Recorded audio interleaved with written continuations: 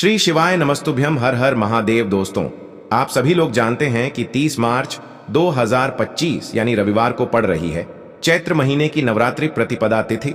और दोस्तों, ये वो तिथि है जो चैत्र महीने में पड़ने वाली सबसे बड़ी तिथि है, क्योंकि यह रविवार के दिन पड़ रही है और इसका बहुत ही बड़ा और विशेष महत्व होता है। पूज्य गुरु जी ने कहा है, अगर कभी भी मौका लग जाए और चैत्र महीने की नवरात्रि प्रतिपदा तिथि रविवार को पड़ जाए तो आप लोगों को 11 चावल के दाने का उपाय तो अवश्य ही करना चाहिए। इन दोनों का संयोग बहुत ही कम आता है।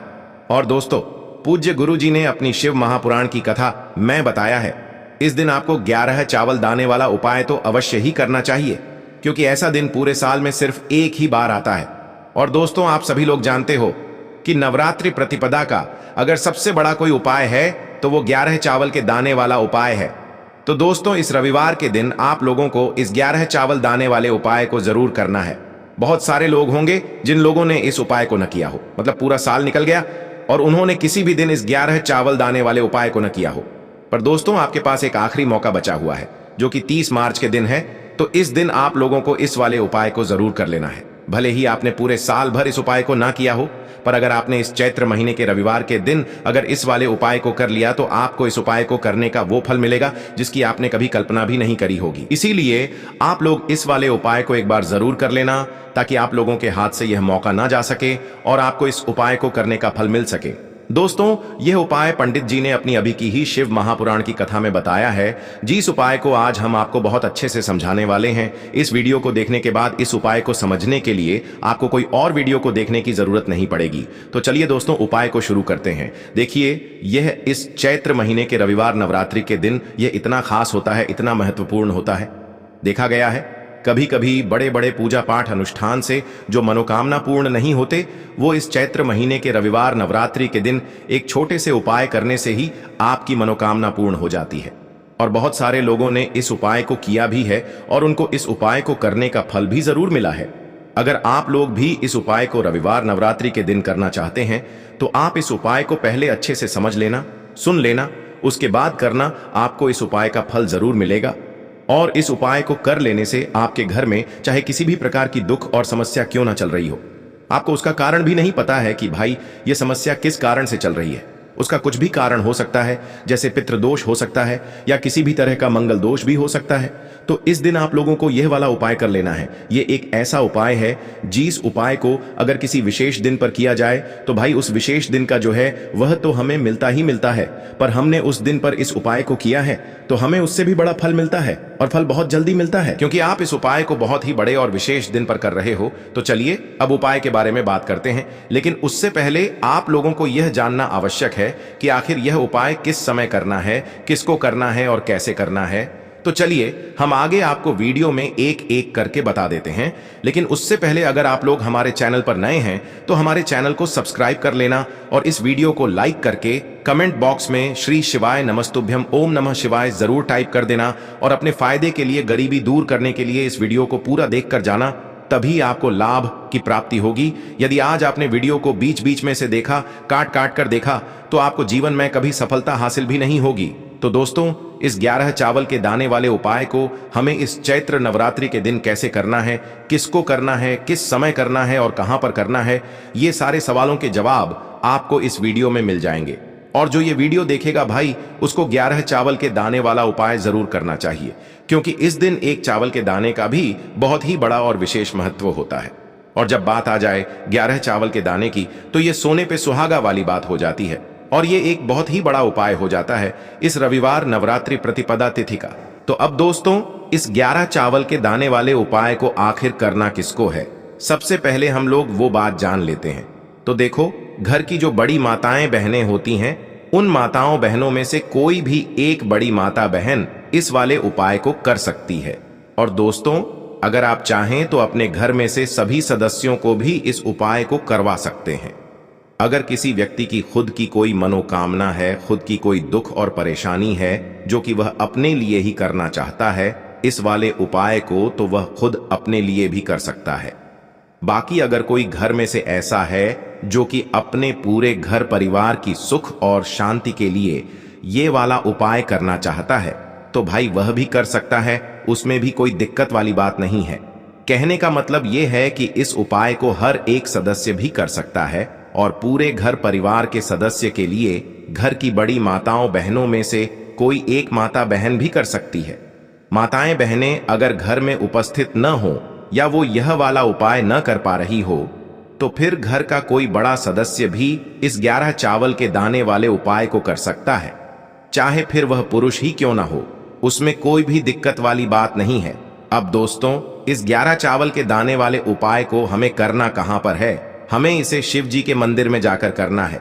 बहुत सारे लोग प्रश्न करते हैं हर एक उपाय को करते समय क्या हम इस उपाय को घर पर कर सकते हैं? तो इस वाले उपाय को आप घर पर नहीं कर सकते हो। इस वाले उपाय को करने के लिए आपको शिव जी के मंदिर ही जाना पड़ेगा।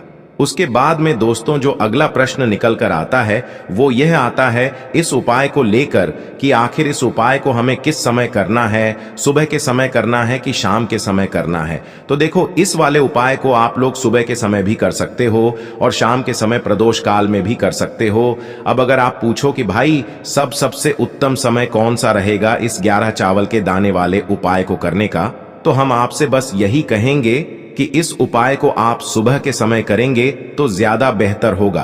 बाकी अगर प्रदोष काल शाम के समय भी करेंगे तो भी अच्छा होगा, उसमें कोई भी दिक्कत वाली बात नहीं है। तो अब दोस्तों जो अगली सबसे बड़ी और महत्वपूर्ण बात आती है वो यह आती है कि सुबह अगर हम उपाय को करेंगे तो हमें कितने बजे से लेकर कितने बजे तक के बीच में करना है, और शाम के समय प्रदोष काल में करेंगे तो हमें कितने बजे से लेकर कितने बजे के बीच में करना है। तो देखो, सुबह जितनी जल्दी हो सके आप उपाय को करने की कोशिश करना।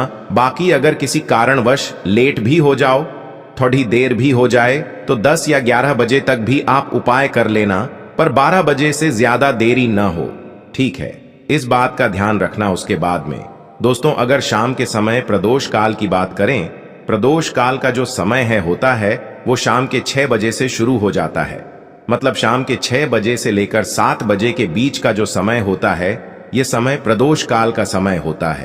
पर अभी जो मौसम चल रहा है इस मौसम में जो है शाम बहुत देरी से होती है, तो आप इस उपाय को 7 या 8 बजे के बीच में भी कर सकते हो। मतलब शाम के 6 बजे से रात 8 बजे के बीच में आप कभी भी इस वाले उपाय को कर सकते हो, उसमें कोई भी दिक्कत वाली बात नहीं है। अब दोस्तों यहां पर इस उपाय को लेकर एक और सबसे बड़ी बात यह निकल कर आती है कि इस 11 चावल के दानों को हमें लेना कहां से होता है, और हमें इस उपाय को करने के साथ में क्या और कुछ भी सामग्री ऐसी होती है जो शिव जी के मंदिर लेकर जानी पड़ती है। तो देखो यहां पर हम आपको बता दें, सबसे पहले आप लोग ये जान लो कि यह जो 11 चावल के दाने वाला उपाय है, सिर्फ और सिर्फ आप उपाय की सामग्री लेकर कभी भी शिव जी के मंदिर मत जाना, क्योंकि हमें भगवान के सामने यह नहीं दर्शाना है कि अगर हम भगवान शिव जी के मंदिर आए हैं तो अपने फायदे के लिए आए हैं। तो इसलिए जो भी पूजन सामग्री है उपाय सामग्री है। 11 चावल के दाने, इसके साथ में आपको पूजन सामग्री भी जरूर लेकर जाना है। देखो, अगर सुबह के समय उपाय कर रहे हो तो सीधी सी बात है, 1 लोटा जल तो आप लेकर जाओगे ही जाओगे। वही 1 लोटा जल अगर मिट्टी का जल हो तो बहुत अच्छा रहेगा। मिट्टी का जल कैसे बनाया जाता है इसके लिए हमने पहले से बहुत सारी वीडियोस बना दी है। आपके पास इस दिन एक आखिरी मौका रहेगा मिट्टी का जल शिव जी पर चढ़ाने का और उपाय को करने का। बहुत बड़ा आपको इस दिन फल मिलेगा। तो इसलिए इस दिन हो सके तो भाई मिट्टी का जल चढ़ाना, तो अपने साथ में कम से कम 1 लोटा जल तो आपको लेकर जाना ही जाना है। अगर मिट्टी का जल नहीं है तो घर का जल भी आप इस्तेमाल कर सकते हो। इसके अलावा जो भी पूजन सामग्री है, देखो 11 चावल के दाने ये अलग आपके रहेंगे और जो आपकी पूजन सामग्री रहेगी वो अलग रहेगी। पूजन सामग्री में आप जो भी चीज लेकर जाना चाहे वो लेकर जा सकते हैं, उसमें कोई भी दिक्कत वाली बात नहीं है। वहीं अगर हम बात करें शाम के समय की, तो शाम के समय शिव जी पर जल नहीं चढ़ता है। इसीलिए शाम के समय आप लोग एक दीपक तैयार कर लें जो कि गोल बत्ती का आटे का शुद्ध देसी गाय का घी का होगा, है ना? इस बात का आप लोगों को ध्यान रखना है और इस दीपक को आपको घर से जलाकर नहीं लेकर जाना है, भगवान शिव जी के मंदिर में जाकर ही जलाना है। इस बात का भी आप लोगों को ध्यान रखना है। अब दोस्तों यहां पर हमें इस बात को समझना है कि यह 11 चावल के दाने हमें लेना कहां से है। क्या हमें दुकान से लेकर आना है? या हमें अपने घर से लेना है या कहां से लेकर आना है और कौन से चावल लेना है, क्योंकि चावल भी बहुत प्रकार के होते हैं। तो देखो, इन सभी सवालों के जवाब आप लोग एक बात में सुन लो कि भाई ये जो उपाय है, इस उपाय में आपको ये नहीं देखना है कि भाई कौन से चावल है कौन से चावल नहीं है। बस जो भी चावल ले रहे हो वो चावल का दाना सबूत होना चाहिए, मतलब साबुत होना चाहिए, टूटा हुआ नहीं होना चाहिए, कटा पिटा नहीं होना चाहिए। ये बात आपको ध्यान रखना है। बाकी आपका चावल बासमती हो या सादा चावल हो या कोई सा भी चावल हो, उसमें कोई भी दिक्कत वाली बात नहीं है। तो सीधी सी बात है कि आपके घर के रसोई घर में जहां पर आप भोजन बनाते हो, वहां पर जो भी चावल आपके उपस्थित हो, उन चावलों में से अपनी एक कटोरी भर लेना या एक मुट्ठी चावल अलग से निकाल कर रख लेना, क्योंकि हम 11 चावल ही यहाँ पर इस उपाय में लेने वाले हैं। तो हमें यह चावल के दाने गिनकर निकालने पर डढ़ेंगे। इस बात का आप लोगों को ध्यान रखना है। तो अपने उस चावल की कटोरी में से या चावल में से 11 ऐसे चावल के दाने आप लोग निकाल लो जो कि टूटे हुए ना हो, कटे पिटे ना हो, जिनमें कोई दाग ना लगा हुआ हो, है ना। अच्छे साबुत चावल के दाने 11 दाने आप लोग निकाल कर रख लो और इन्हें किसी भी एक कागज की पुड़िया में या किसी एक छोटी सी कटोरी में आप लोग रख लो, ताकि यह सुरक्षित रहे। आपके एक भी चावल का दाना इधर उधर ना हो और आपका उपाय भी पूरा अच्छे से हो जाए। तो भाई जैसे ही आपका उपाय की जो सामग्री है, 11 चावल के दाने ये तैयार हो जाते हैं, उसके बाद मैं आपको जो भी अपनी पूजन सामग्री है, सुबह के समय कर रहे हो तो 1 लोटा जल या पूजन सामग्री जो लेकर जाना चाहो उसकी भी तैयारी कर लेना। और शाम के समय जा रहे हो तो भाई अपना जो दीपक है उसे तैयार कर लेना, ठीक है। और उपाय को करते समय शुद्धता का विशेष रूप से ध्यान रखना, ठीक है। सुबह सुबह स्नान करने के बाद ही उपाय को करने की आप लोग तैयारी करना। उसके बाद अगर शाम के समय की बात करें तो शाम के समय आपको स्नान करने की जरूरत नहीं है, पर शुद्धता का ध्यान रखना है। आपको स्नान तो नहीं करेंगे, आप हाथ मुंह धोकर भी इस वाले उपाय को शाम के समय प्रदोष काल में कर सकते हैं। इसमें कोई दिक्कत वाली बात नहीं है। तो आप अपने उपाय की पूरी सामग्री तैयार करके आपके पास ही में जो आपका शिव मंदिर हो वहां पर पहुंच जाइए। सबसे पहले शिव मंदिर में जाकर आप लोगों को उपाय नहीं करना है, पहले भगवान के दर्शन करना है, भगवान से आशीर्वाद प्राप्त करना है, फिर शिव जी की शिवलिंग के पास में आना है। शिवलिंग के पास में आने के बाद आप जो पूजन सामग्री लेकर आए हुए हैं, जैसे कि सुबह गए हुए होंगे तो 1 लोटा जल और जो भी पूजन सामग्री लेकर आए हैं, आप उनसे भगवान शिव जी की पूजन कीजिए। सबसे पहले तो 1 लोटा जल ही चढ़ेगा, उसके बाद में आपकी पूजन सामग्री चढ़ेगी। उसके बाद में अगर दोस्तों शाम के समय अगर आप इस उपाय को कर रहे हो तो अपने साथ में कम से कम एक जो दीपक है गोल बाती का जो आप अपने साथ में लेकर गए हो, उस दीपक को मंदिर में जाकर अपनी माचिस से जलाना है और उस दीपक को शिवलिंग के पास में रखना है, ठीक है। इस दीपक को रखने के बाद ही आप लोगों को अपना ये वाला उपाय शुरू करना है। और दीपक को ज्यादा पास में मत रखना, वैसे भी गर्मी पड़ रही है, भगवान शिव जी को आंच नहीं लगनी चाहिए, है ना। तो भाई जैसे ही आपकी पूजा अर्चना हो जाती है, आप भगवान शिव जी को प्रसन्न कर लेते हैं। उसके बाद में शिवलिंग के पास ही में आप कहीं पर बैठ जाइए, सामने या आसपास जिस जगह पर आपको बैठना हो वहां पर बैठ जाइए और अपने वह 11 चावल के दाने अपने सामने निकाल कर रख लीजिए, क्योंकि अब यहाँ पर उपाय को यहाँ पर करने की आपको तैयारी करना है। और इस तरीके से जब आप उपाय करेंगे, पूजन सामग्री करने के बाद, पूजन अर्चना करने के बाद, तो आपको उपाय का फल बहुत जल्दी और बहुत बढ़ा होकर मिलेगा। तो अपने 11 चावल के दाने अपने सामने निकाल कर रख लेना। और यह जो उपाय है यह आपकी सीधे हाथ की हथेली से होगा, इसलिए इस बात का भी विशेष रूप से ध्यान रखना है। तो सीधे हाथ की हथेली का प्रयोग करके ही आप लोग अपना इस वाले उपाय को करना। अपने सामने जो भी आपकी कागज की पुड्डियां है उसको खोल कर रख लो, या कटोरी है तो भाई उसे अपने सामने रख लो और अपने वह 11 चावल के दाने निकाल लो, ठीक है। उसके बाद में दोस्तों अब आपको क्या करना है कि शिवलिंग आपके सामने होगी, तो आपने वह 11 चावल के दाने एक एक करके आपको शिव जी के शिवलिंग के ऊपर चढ़ाना है। कहां पर चढ़ाना है? शिवलिंग के ऊपर चढ़ाना है और कहीं पर भी नहीं चढ़ाना है। आपको अपने हथेली से तो शिवलिंग के ऊपर चढ़ना है, भले ही फिर वो अपने आप जलाधारी पर गिर जाए या मतलब वहीं पर गिर जाए, उसमें कोई दिक्कत वाली बात नहीं है, पर आप चढ़ाओ शिवलिंग के ऊपर ही। तो आपको क्या करना है, अपना पहला चावल का दाना उठाना है, श्री शिवाय नमस्तुभ्यम बोलना है और शिवलिंग पर चढ़ा देना है। इसी तरीके से दूसरा चावल का दाना उठा है, शिवलिंग पर चढ़ाना है और मंत्र बोल देना है। और फिर तीसरा चावल का दाना उठाना है, श्री शिवाय नमस्तुभ्यम बोलना है और चढ़ा देना है। इसी प्रकार से आपको पूरे 11 चावल के दाने एक एक करके शिव जी के शिवलिंग के ऊपर चढ़ाना है और भगवान से प्रार्थना करते जाना है। मतलब प्रार्थना तो आपको आखिरी में करना है, पर हर एक चावल के दाने को चढ़ाते समय श्री शिवाय नमस्तुभ्यम जरूर बोलना है। उसके बाद ही में यह चावल का दाना शिवलिंग के ऊपर आपको चढ़ाना है। जैसे ही आपके 11 चावल के दाने शिवलिंग के ऊपर चारहच जाते हैं, तो भाई उसके बाद में आपको क्या करना है, भगवान से अपनी मनोकामना बोलना है। मनोकामना भी कब बोलना है, जब आपका 11 चावल का दाना आपके सीधे हाथ की हथेली में हो और आप उसे चढ़ाने के लिए जा रहे हो। श्री शिवाय नमस्तुभ्यम बोलकर उस आखिरी चावल के दाने को शिवलिंग के ऊपर चढ़ा देना और भगवान से फिर अपनी वह मनोकामना बोल देना, जिस मनोकामना के लिए आप लोग अपना यह वाला उपाय कर रहे हो। जिस भी दुख और परेशानी के लिए आप लोग अपना यह वाला उपाय कर रहे हो, उसके बाद में जैसे ही आप अपनी मनोकामना बोल देते हो, आपका यह वाला उपाय पूरा हो जाता है।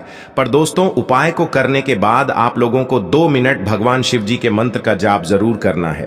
और मंत्र का जाप करने के बाद भगवान से एक और बार प्रार्थना करना है अपनी मनोकामना के लिए या अपनी जो भी दुख और परेशानी है उसके लिए। इसके बाद में आप लोग भगवान को देखकर, भगवान से प्रार्थना करके, उनसे आशीर्वाद लेकर वहां से उठ सकते हैं और अपने घर पर जा सकते हैं। बस दोस्तों, यहां पर यह वाला उपाय पूरा हो जाता है। इस तरीके से जो भी व्यक्ति छोटी छोटी चीजों का ध्यान रखते हुए इस 11 चावल के दाने वाले उपाय को करेगा, निश्चित सी बात है उसे उसकी मनोकामना जल्द ही पूर्ण होगी और जो भी दुख और परेशानी है वो भी बहुत ही जल्दी दूर होंगे। और दोस्तों, अगर आपको हमारी ये वीडियो पसंद आई हो तो हमारे इस वीडियो को लाइक और चैनल को सब्सक्राइब जरूर करें। हर हर महादेव, ओम नमः शिवाय। आपको लेना है एक गोल बाती का दीपक। आप चाहें तो मिट्टी का ले सकते हैं या फिर घर से शुद्ध आटा मढ़कर उसका दीपक आप तैयार कर सकते हैं। इसके बाद आपको लेना है शुद्ध गाय का घी। अगर वो नहीं है तो कोई भी देसी घी इस्तेमाल कर सकते हैं, जिससे आपको दीपक प्रज्वलित करना है। देखो, अब ये सब सामग्री लेकर आपको जाना है प्रदोष काल में आपके घर पर तुलसी जी के घेरे के पास में। देखो, ये उपाय तो आपको अवश्य करना है। देखो, वहां पहुंचकर सबसे पहले वो दीपक आपको प्रज्वलित कर देना है और ओम नमो भगवते वासुदेवाय नमः का 11 बार जाप करना है।